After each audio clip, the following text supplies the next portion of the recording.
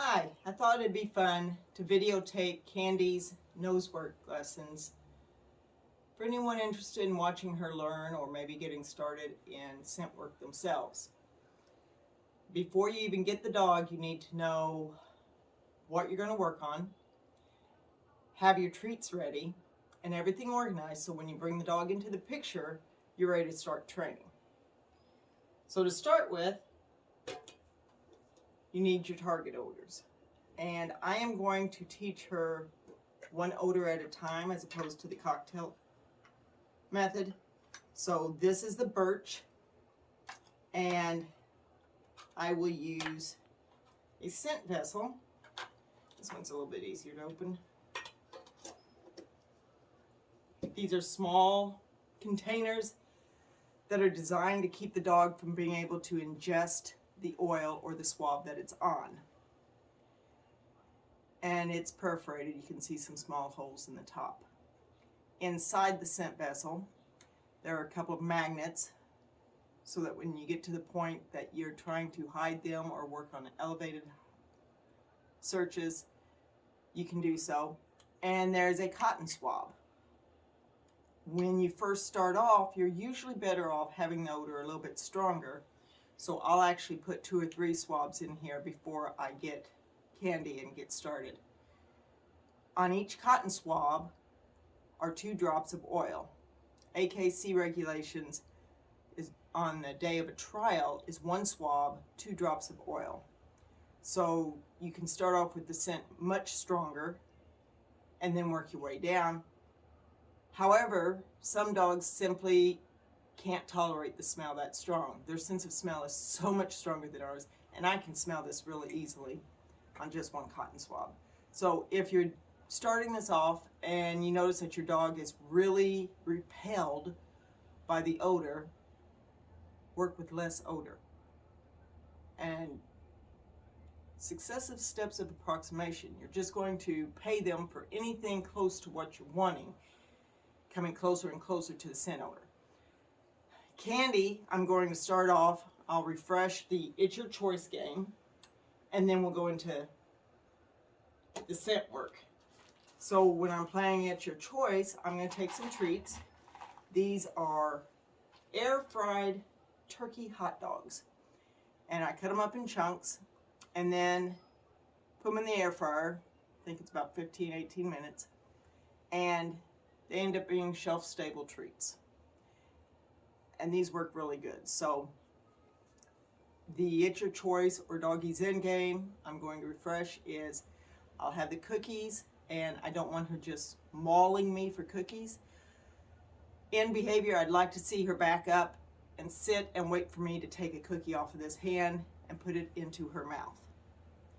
If at any point when I start to reach for the cookie or start to hand it to her, she gets up, the cookies hide.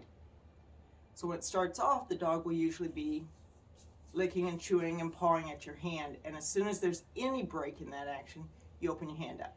They come back to it, the cookies hide. The better your timing, the faster the dog will understand. It's almost like there's an invisible rod between their nose coming towards your hand, pushing the hand shut, and when they pull back, they pull the hand open. And if your timing is very, very good, most dogs figure it out fast, and they will sit here and wait. And then when you reach in with this hand to get the cookie, they'll come forward, and you just have to do it again until they realize that coming forward makes the hand close no matter what. When you get to the point where the hand can stay open, I want to be able to take a cookie, put it in the dog's mouth, reach back here, and they're still not moving. When she gets to that point, I will add the odor to the game. Now she knows coming towards the cookies is not the behavior I'm going to reward. So from the very beginning, I can work with the dog with distractions. I'm going to have the cookies in an open hand. I'm going to have the scent vessel in an open hand. If she goes towards the cookies will hide. If she goes away from the cookies open up. At that point, she's really only got one other option. Well, 2. She could do nothing. Or she could say, ooh, what's this thing in this hand? And when she comes close to this hand, I'm going to take a cookie and I'm going to deliver it so that this hand is touching the scent vessel when she eats the cookie. You want to get this as close to the target odor as possible when the dog is eating the cookie, because the moment they receive the reinforcement is the moment that you're paying for. And you want to pay to have the nose as close to odor as possible. Scent training is basically 3 steps. Introducing the odor. They can smell this odor. They just don't know it's important. They know this odor is important. It's food. So they have to learn that step of, to get the food, you find this odor. So step 1 is imprinting. The smell is important. This smell is important. The smell is important. You almost can't do this long enough in the beginning. Or you can do it for too long. You can't do it for often enough. You shouldn't be working more than a couple of minutes and leave the dog going, wait, I want to do that again. And then come back in an hour or two, and after work, whatever you can work into your schedule, play another couple of minutes. And do this several times a day if possible, for many, many days before you progress, because you want the dog excited about finding this odor. Second step is obedience to odor, and honestly, that's the hardest one. Obedience to odor means that dog's nose is going to stay on that scent vessel. This is the dog's nose, if you didn't figure that out. It's going to stay on the scent vessel until you release them from it. And they're going to stay on the scent vessel even if there's a cookie nearby, because this is how they get the cookie. They're going to stay on the scent vessel even if you try to walk past it. The dog is going to stay there. And that's how you're going to know they found the odor. The third step is the one that everybody wants to race to, and that is the final alert, or the indication. Because in scent work, the dog has to find the odor, and the dog has to be able to tell the handler that it's found the odor, so the handler can tell the judge that the dog has found the odor. And that's the alert. And it's any significant or observable change in behavior.